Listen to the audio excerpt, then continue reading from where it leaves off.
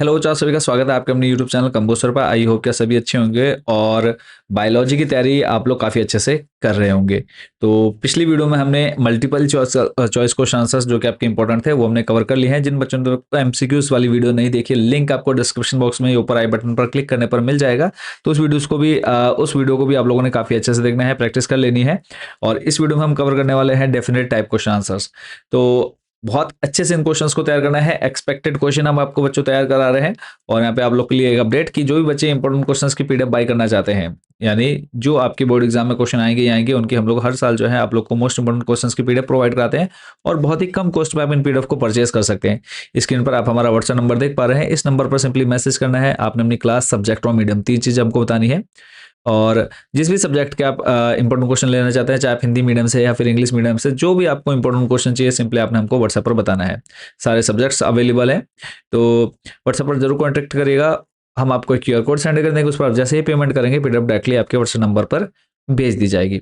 तो देना करते हुए करते हैं हमारे इंपॉर्टेंट क्वेश्चन स्टार्ट। और जो निश्चित उत्तर प्रश्न है वो हम कवर करेंगे। तो इसमें पहला क्वेश्चन आप देख रहे हैं, पुष्प के नर तथा मादा जननांगों के नाम लिखिए। सभी क्वेश्चन नहीं करने हैं जो मैं आपको यहाँ पर बताते चल रहा हूँ, सिर्फ उन क्वेश्चन को अच्छे से प्रैक्टिस करनी है। अगर आपको लगता है कि मुझे वो याद है, समय रहता है, तो फिर आप लोग बाकी क्वेश्चन भी कर सकते हैं। तो पुष्प के नर तथा मादा जननांगों के नाम लिखिए। तो ये हो जाएगा बच्चों पुमंग और जायांग। अगला है, पुंकेसर के कितने भाग होते हैं? परागकण कहाँ बनते हैं? तो पुंकेसर के 3 भाग होते हैं, परागकोश, योजी तथा कुतंतु। और परागकण परागकोश में बनते हैं। अगला जो देखना है, लघु बीजाणुधानी या परागपुटी की सबसे आंतरिक परत को क्या कहते हैं? तो टेपेटम। याद रखना आपने, क्या? टेपेटम। अगला है, लघु बीजाणुधानी के स्फुटन में मुख्यतः किस परत की कोशिकाएं सहायक होती हैं? तो आंसर होगा अंतःस्तर या अंतस्थिसियम। चलते हैं नेक्स्ट क्वेश्चन पर। अगला है, आवृत बीजी पादपों में नर युग्मोद्भिद में मुक्त होते समय कितनी कोशिकाएं होती हैं? तो इसका देख लेते हैं। नर युग्मोद्भिद में 2 कोशिकाएं, कायिक कोशिका तथा जनन कोशिका होती हैं। अगला है, बीजांड किस रचना द्वारा अंडाशय से जुड़ा होता है? अपरा द्वारा। अगला है, परिपक्व भ्रूण पोष में कितने केंद्रक और कोशिकाएं होती हैं? तो 8 केंद्रक तथा 7 कोशिकाएं होती हैं। अगला है, घोंघों द्वारा होने वाले परागकण को क्या कहते हैं? तो आंसर होगा बच्चों आपका मेलेकोफिली। अगला है, जल परागित 2 पौधों के नाम, हाइड्रिला तथा वेलिसनेरिया। अगला है, कीट परागित 2 जलीय पौधों के नाम लिखिए। तो ये हो जाएगा वाटर हायसिंथ, दूसरा हो जाएगा जल लिली या फिर वाटर लिली। चलेंगे नेक्स्ट क्वेश्चन पर। अगला है, कीट परागित पुष्पों के वर्तिकाग्र का स्वभाव कैसा होता है? तो आंसर हो जाएगा बच्चों चिपचिपा होता है। अगला प्रश्न है, ग्राफियन पुटिका का परिपक्वन किस हार्मोन के प्रभाव से होता है? तो आंसर हो जाएगा बच्चों आपका पुटिका प्रेरक हार्मोन।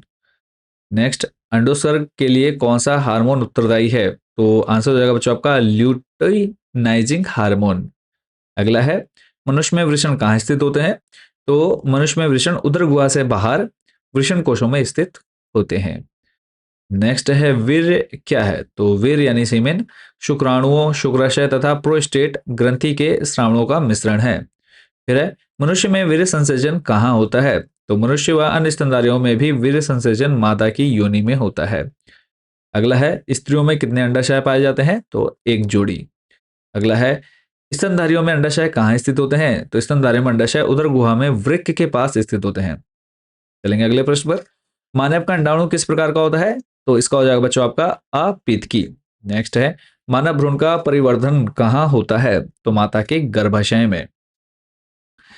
नेक्स्ट है, भ्रूणीय विकास में अपरा द्वारा उत्पादित किन्हीं 2 हार्मोन्स का नाम लिखिए। तो हो जाएगा आपका ह्यूमन कोरियोनिक और इसी के साथ हो जाएगा आपका गोनेड्रोट्रोपिन एवं प्रोजेस्टेरोन। तो ये दोनों नाम आपने याद रखने हैं, ह्यूमन कोरियोनिक और दूसरा है गोनेड्रोट्रोपिन एवं प्रोजेस्टेरोन। अगला है, एड्स का पूरा नाम। तो इसका हो जाएगा उपार्जित प्रतिरक्षा न्यूनता सिंड्रोम, एक्वायर्ड इम्यूनोडिफिशियंसी सिंड्रोम। अगला है, एचआईवी का पूरा नाम। तो मानव प्रतिरक्षा न्यूनता वायरस या फिर विषाणु या फिर ह्यूमन इम्यूनोडिफिशियंसी वायरस। अगला प्रश्न है, प्राकृतिक गर्भ निरोधक विधि के 2 प्रकार बताइए। तो इसका है आवधिक संयम, दूसरा है स्तनपान अनात्व। नेक्स्ट है, चिकित्सीय सगर्भता समापन यानी एमटीपी के लिए सुरक्षित अवधि क्या है? तो प्रथम 12 सप्ताह तक की अवधि क्या है? सुरक्षित है। अगला है एसटीडी का पूरा नाम, यौन संचारित रोग या फिर सेक्सुअली ट्रांसमिटेड डिसीजेस।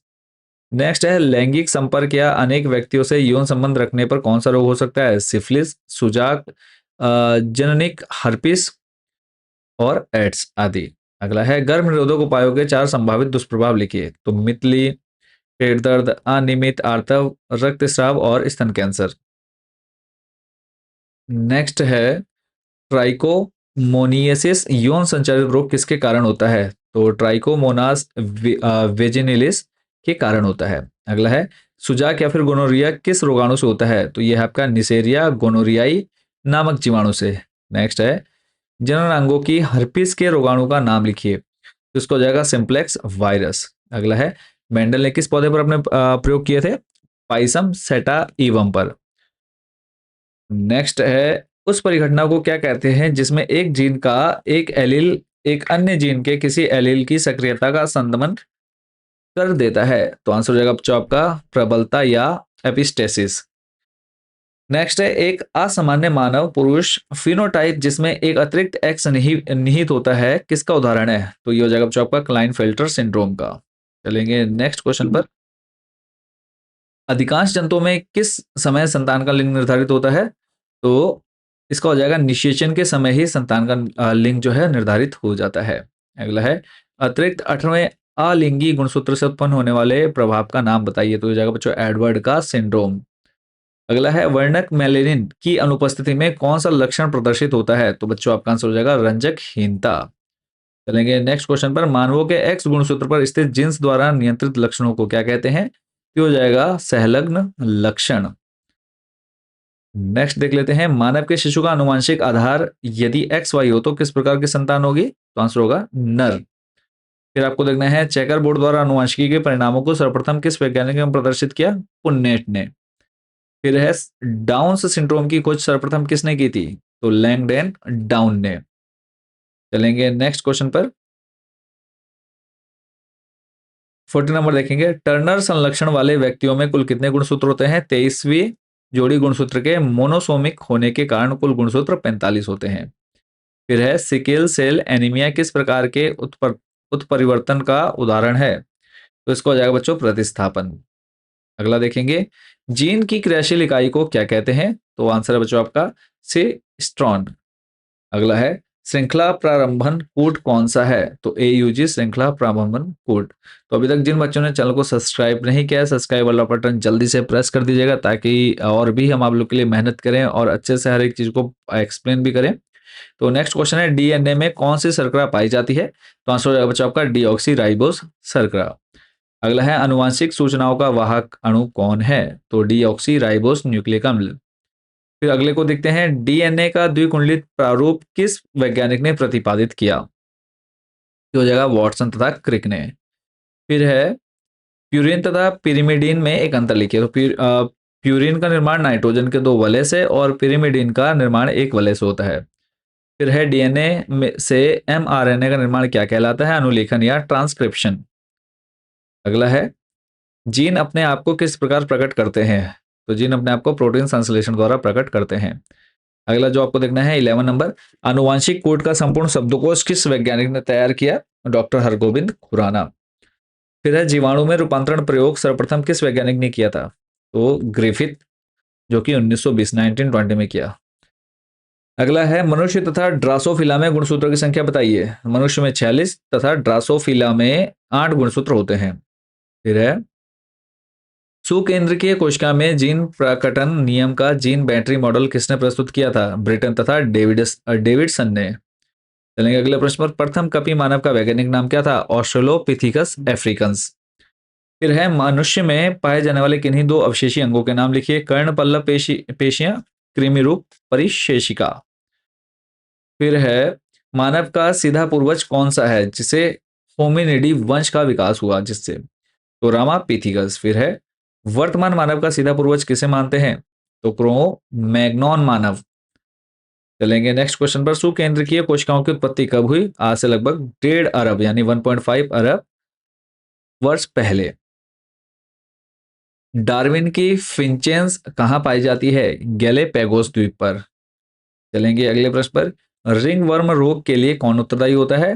तो रिंग वर्म जिसे हम दांत बोलते हैं, माइक्रोस्पोरम, या उसी के साथ आ जाएगा ट्राइकोफाइटॉन, एपिडो, मोरफाइटन आदि कवक से होता है।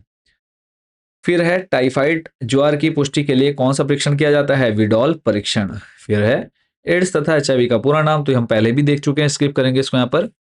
चलेंगे निकोटीन क्या है, यह किस पौधे में पाई जाती है? तो निकोटीन शराब यानी एल्कलॉइड है, यह तंबाकू में पाई जाती है। फिर है किन्हीं दो यौन संचालित रोगों का नाम? एड्स और सिफिलिस, गोनोरिया। फिर है सामान्य जुकाम फैलाने वाले जीव का नाम लिखिए, तो यह द्विकुंडलित डीएनए एडिनो वायरस तथा आरएनए वायरस द्वारा होता है। चलेंगे नेक्स्ट क्वेश्चन पर। पके हुए भोजन को सुरक्षित रखते समय कौन सी सावधानी बरतनी चाहिए? तो भोजन को ढककर ठंडे स्थान पर रखना चाहिए। तो जो आपको देखना है 10 नंबर, विषाणु के द्वारा फैलने वाले किन्हीं 4 रोगों के नाम? चेचक, खसरा, यकृत शुद्ध बी और इन्फ्लुएंजा। फिर है वायु से फैलने वाले किन्हीं 2 संक्रामक रोगों के नाम? चेचक और खसरा। चलेंगे नेक्स्ट क्वेश्चन पर। जीवाणुओं से फैलने वाले 2 रोगों के नाम? हैजा और दूसरा है ट्यूबरकुलोसिस।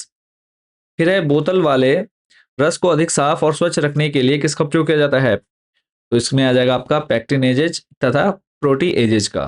फिर है दूध को दही में परिवर्तित करने के लिए कौन सा बैक्टीरिया उत्तरदायी होता है? Lactic acid bacteria. सबसे पहले ज्ञात प्रतिजैविक कौन सा है? पेनिसिलिन। फिर है कौन सी गैस बायोगैस का निर्माण करती है? मेथेन। अगला है एफिड्स तथा मच्छरों से छुटकारा दिलवाने में कौन सा जीव सहायक है? Dragon fly. अगला है आधुनिक जैव प्रौद्योगिकी के विकास में किन 2 प्रमुख तकनीकों का योगदान है? तो इसमें आ जाएगा बच्चों आनुवांशिक इंजीनियरिंग, दूसरा है रासायनिक इंजीनियरिंग पराक्रम। चलेंगे नेक्स्ट क्वेश्चन पर। अगला है न्यूक्लियोटाइड ट्रिपलेट और एमिनो अम्ल के बीच संबंध को क्या कहा जाता है? Genetic code. अगला है कौन सा क्षार आरएनए में उपस्थित होता है लेकिन डीएनए में नहीं? तो आंसर है बच्चों आपका यूरेसिल। फिर है कितने न्यूक्लियोटाइड का क्रम संदेश वाक्य यानी आरएनए में एमिनो अम्ल के लिए कोडोन बनाता है? 3 न्यूक्लियोटाइड का। फिर है न्यूक्लिक अम्ल किसके बहुलक हैं? न्यूक्लियोटाइड्स के। फिर है अगला न्यूक्लियोसाइड किससे मिलकर बनता है? तो नाइट्रोजन क्षार और पेंटोस शर्करा के एक एक अणु मिलकर न्यूक्लियोसाइड बनाते हैं। जीवों में एंजाइम का क्या कार्य है? तो जैविक अभिक्रियाओं को उत्प्रेरित करना। अगला है ट्रांसजेनिक टमाटर की क्या विशेषता है? तो यह टमाटर संचयन के समय जल्दी नहीं पकता। चलेंगे अगले प्रश्न पर। अगला है ट्रांसजेनिक पादप पारजीनी पादप प्राप्त करने के लिए हक के रूप में किसका उपयोग किया जाता है? तो आ जाएगा एग्रोबैक्टीरियम ट्यूमीफेसेंसियंस का। अगला है क्राई किसे कहते हैं? तो जीव विष जिस जीन द्वारा कूटबद्ध होते हैं उसे क्राई कहते हैं। चलेंगे नेक्स्ट पर। जीन चिकित्सा का सबसे पहला प्रयोग कब और किस पर किया गया था? तो इसको हो जाएगा 1990 में एक 4 वर्षीय लड़की में एडिनोसिन डी एमिनेज की कमी दूर करने के लिए किया गया था। अगला है जीन थेरेपी का उपयोग आनुवंशिक रोगों में भी किया जाता है, एक उदाहरण दीजिए। तो इसका आंसर या उदाहरण है सिस्टिक फाइब्रोसिस। नेक्स्ट है नेशनल बायोटेक्नोलॉजी बोर्ड की स्थापना कब हुई? 1982 में। अगला है बीटी क्या है और ये कैसे निर्मित होता है? अगला है तो बीटी एक प्रकार का जैव विष है जो एक जीवाणु जिसे बैसिलस थ्यूरिन जीएनजिस जीएनसिस बीटी कहते हैं के द्वारा संश्लेषित होता है। अगला प्रश्न है पारिस्थितिकी को परिभाषित कीजिए। तो जीवधारी तथा उसके पर्यावरण के पारस्परिक संबंधों का अध्ययन पारिस्थितिकी कहलाता है। जैविक तंत्र की सबसे बड़ी इकाई को क्या कहते हैं? जीव मंडल। अगला है कीस्टोन प्रजाति किसे कहते हैं? तो वह प्रभावी प्रजाति जो पर्यावरण के सभी परिवर्तनों के लिए उत्तरदायी होता है कीस्टोन प्रजाति कहलाती है। अगला है नितलस्थ प्राणी कौन से हैं? तो जो जंतु समुद्र तल पर विचरण करते हैं नितलस्थ कहलाते हैं, जैसे प्रवाल, इकाइनोडर्म आदि। फिर है एलन के नियम के अनुसार ठंडी जलवायु में रहने वाले स्तनियों की क्या विशेषताएं होती हैं? तो एलन के नियम अनुसार ठंडी जलवायु में रहने वाले स्तनियों के कान और पात छोटे होते हैं जिससे उष्मा हानि कम होती है। अगला है उस पारस्परिक क्रिया का नाम लिखिए जिसमें एक जाति को लाभ होता है किंतु दूसरी जाति को ना लाभ होता है और ना ही हानि होती है। तो इसे बोलते हैं सहभोजिता। अगला है पारिस्थितिकी शब्द का सर्वप्रथम उपयोग किसने किया था? रीटर। कब किया था? 1868 में। नेक्स्ट क्वेश्चन है विश्व में सर्वाधिक वर्षा वाले स्थान के 2 उदाहरण दीजिए। तो चेरापूंजी तथा मौसिनराम। फिर है भारत में उष्ण कटिबंधीय वन कहाँ पाए जाते हैं? तो ये पाए जाते हैं मुख्यतः उत्तर पूर्वी पर्वतीय क्षेत्र, पश्चिमी घाट तथा अंडमान में पाए जाते हैं। कौन सा धरातलीय जीवों वानस्पतिक विकास व जीव समुदाय के दृष्टिकोण में सबसे अधिक उन्नत है? उष्ण सदाबहार कटिबंधीय वन क्षेत्र। फिर है कुंज वन कहाँ वितरित है? तो ये है भूमध्य सागरीय क्षेत्र में। नेक्स्ट है ट्रोफोफाइट्स किन्हें कहते हैं? तो जो पौधे वर्षा ऋतु में समोद्भिद और ग्रीष्म ऋतु में मरुद्भिद की तरह व्यवहार करते हैं ट्रोफोफाइट्स कहलाते हैं। नेक्स्ट है स्वच्छ जल व समुद्री जल का संगम स्थल क्या कहलाता है? तो ज्वार नदमुखी पारिस्थितिक तंत्र। अगला है वितलीय क्षेत्र क्या है? समुद्र में 2000 मीटर से नीचे गहराई वाला अंधकार क्षेत्र वितलीय क्षेत्र कहलाता है। अगला है पारिस्थितिक तंत्र के मुख्य घटक कौन कौन से हैं? अजैविक तथा जैविक घटक। अगला है संपूर्ण जीव मंडल में वार्षिक प्राथमिक उत्पादकता का भार कितना आंका गया है? लगभग 117 बिलियन टन पर ईयर या प्रति वर्ष। नेक्स्ट है कौन से कारक अपघटन प्रक्रिया को तीव्र करते हैं? तो उच्च ताप तथा आर्द्रता अपघटन प्रक्रिया को तीव्र करते हैं। चलेंगे नेक्स्ट क्वेश्चन पर। परितंत्र को प्रभावित करने वाले अजैविकीय घटक मुख्य घटक कौन कौन से हैं? जलवायु कारक, मृदा कारक तथा स्थलाकृति कारक। अगला है परितंत्र शब्द का प्रयोग किसने किया? टेंसले ने 1935 में। फिर है भारत में शीतोष्ण वन कितनी ऊंचाई पर पाए जाते हैं? लगभग 2000 मीटर से अधिक ऊंचाई पर। अगला है सकल प्राथमिक उत्पादकता से क्या तात्पर्य है? तो हरे पौधों द्वारा एक निश्चित अवधि में प्रति इकाई क्षेत्र में उत्पादित जैव भारत को सकल प्राथमिक उत्पादकता कहते हैं। फिर है खाद्य श्रृंखला का आरेखित निरूपण कीजिए। तो इसमें देखो एक हो जाएगा घास से कीट, कीट से मेढक, मेढक से सांप और सांप से बाज। और दूसरा है घास से खरगोश, खरगोश से लोमड़ी, लोमड़ी से शेर। अगला है परितंत्र को परिभाषित कीजिए। तो वह तंत्र जो वातावरण के सभी सजीव व निर्जीव कारकों के पारस्परिक संबंधों तथा प्रक्रियाओं द्वारा प्रकट होता है परितंत्र कहलाता है। उत्तराखंड के किन्हीं दो राष्ट्रीय उद्यानों के नाम लिखिए। कार्बेट नेशनल पार्क जो कि उत्तराखंड में है, दूसरा है फूलों की घाटी उत्तराखंड। अगला है क्रायो प्रिजर्वेशन से क्या तात्पर्य है? तो संकटग्रस्त प्रजातियों के युग्मकों को जीवित एवं जनन क्षम स्थिति में निम्न ताप यानी -196 डिग्री सेल्सियस पर परिरक्षित किए जाने की तकनीक को क्रायो प्रिजर्वेशन कहते हैं। फिर है नई विलुप्त दो जातियों के नाम बताइए। मॉरिशस का डोडो, अफ्रीका का क्वाइगा। फिर है जैव विविधता के 3 आवश्यक घटकों कंपोनेंट के नाम बताइए। तो ये हो जाएगा आनुवांशिक विविधता, जातीय विविधता और परितंत्र विविधता। तो ये आपका लास्ट क्वेश्चन था निश्चित उत्तरीय प्रश्न का। तो जैसे कि आपकी सीरीज चल रही है, तो इसके बाद हम जो नेक्स्ट टॉपिक कवर करेंगे वो हम करेंगे लघु उत्तरीय प्रश्न। तो फिलहाल इस वीडियो में इतना ही। तो इतने क्वेश्चंस के आप अच्छे से प्रैक्टिस करिए, रिवीजन करिए, इनको आप लोग काफ़ी अच्छे से याद कर लीजिए। तो नेक्स्ट वीडियो भी बहुत जल्दी लेकर के आएंगे। तो अभी तक जिन बच्चों ने चैनल को सब्सक्राइब नहीं किया सब्सक्राइब कर लीजिएगा। और जो भी बच्चे मोस्ट इंपोर्टेंट क्वेश्चंस की पीडीएफ परचेज करना चाहते हैं, व्हाट्सएप नंबर आपके सामने है, चाहे आप हिंदी मीडियम से इंग्लिश मीडियम से, और सारे सब्जेक्ट्स अवेलेबल हैं। तो जिस भी सब्जेक्ट के आपको पीडीएफ चाहिए हमको आप लोग व्हाट्सएप पर बताएंगे, हम आपको क्यूआर कोड सेंड कर देंगे। उस पर आप जैसे ही पेमेंट करते हैं पीडीएफ डायरेक्टली आपके व्हाट्सएप नंबर पर भेज जाएगी। तो तब तक सभी को ऑल द बेस्ट, मेहनत करते रहिए। और बायो का पेपर भी आप लोगों ने काफ़ी अच्छे से देना है। तो मिलते हैं नेक्स्ट वीडियो में शॉर्ट क्वेश्चन आंसर्स के साथ। Thank you so much for watching this video.